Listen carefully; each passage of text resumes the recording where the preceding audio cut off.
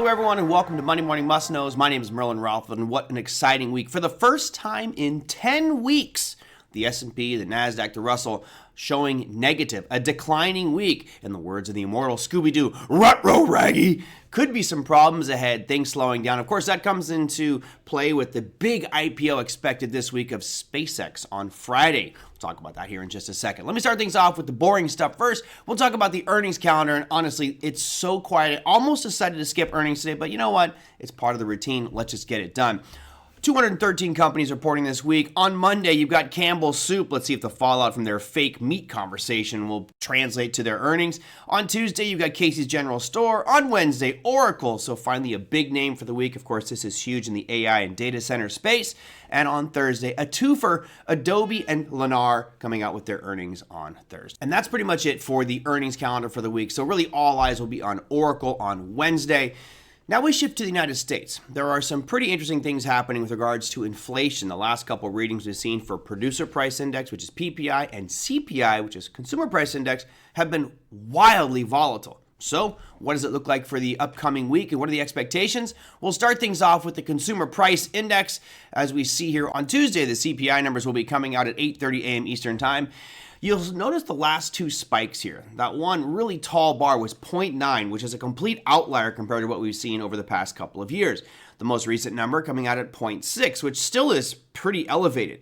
Now, right now, the expectations are that we're going to come out at 0.3. So we got 0.9, 0.6, and 0.3. That would show a significant decline in the rate of inflation, but I don't know. It just seems like the crude oil prices staying above 90 may indicate that we're going to stay at an inflated period for longer. So I'm not sure if I trust these numbers coming out, or at least the expectation of what's going to be coming out. So 2 days after this, we have the Producer Price Index, or PPI numbers coming out at 8:30 a.m. Notice this one is really a Macaulay Culkin kind of oh no kind of moment at 1.4% inflation for that monthly reading. If you look back to the left, you'll see that it's one of the highest ones we've had in over the last 8 years. Pretty incredible. As we speak today, the expectations are we're going to come from 1.4 down to 0.7. Now, many of you will probably look at that and go, oh boy, that's great. We're dropping significantly. We're still at 0.7.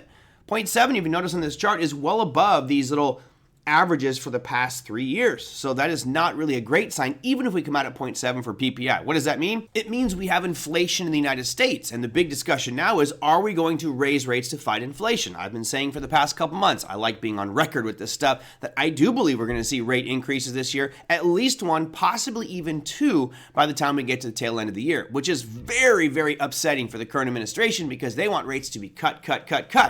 Now, can we learn anything from our neighbors or our allies or just other countries around the world with what they're doing with their currencies and their interest rates? Well, lo and behold, we do have some interest rate announcements happening around the world. So we'll start things off with the Bank of Canada coming out with their rate announcement. That is going to be on Wednesday. You can see here they're at 2.25% and expected to stay at 2.25%. So our neighbors to the north staying the same, which is probably what the U.S. will do for the next monthly meeting of the FOMC. But wait, let's go look at that European Union. Right now, the European Union is sitting at 2.15%, and drumroll please, the expectations are that they're going to raise by 25 basis points, jumping up to 2.45%. That's Thursday at 8:15 a.m. Eastern Time. Why is this so important? It's incredibly significant because what it's telling us is that the European Union is feeling some of this inflationary pressure as well. Remember, we're not the only ones being impacted by the Straits of Hormuz and the Iran conflict.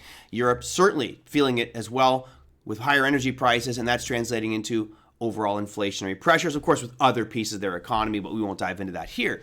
What does it mean for us? Well, it means that if European Union is raising their rates to combat inflation, or at least the foreseeable impacts of inflation, then that does increase the probability that we will do so here in the United States. So what can you expect for the upcoming trading week? I expect a lot of volatility. I expect all eyes to be on focus of the CPI and PPI numbers, and then what the ECB does. Really, the inflation numbers are more important for the United States, but if the ECB does raise, that does put a lot of pressure and send a signal to the world that they are in fact being proactive or maybe even reactionary to the Iran conflict and the cost of increased resources with the Straits of Hormuz being closed. Now, there was one other piece here, but I don't have a graphic for you. SpaceX IPO will happen on Friday, or at least it's slated to happen this coming Friday.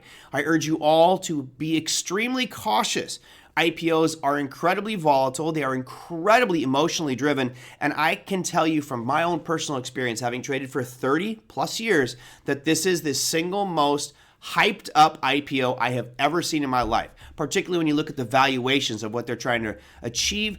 This is absolutely insane, and most likely what will happen is you're going to have a huge spike up in the price of SpaceX on the initial IPO and then a significant decline. So from a risk management perspective, I would call it a popcorn trade where you just sit back, grab a bowl of popcorn and watch it. Don't try to buy SpaceX or jump on that fad. Wait for the dust to settle. Wait for the insiders to sell it. Remember, 95% of the shares are going to be held outside of this initial IPO. Only 5% are coming to the market, which means over time, those 95% of the shares will be released slowly, which will cause selling pressure and push prices down. But do what you want. Just be very careful with that IPO. It'll be a fun one to watch. We'll probably talk about next week's Monday Morning Must Knows. And that, my friends, is it for this week. We will see you next week.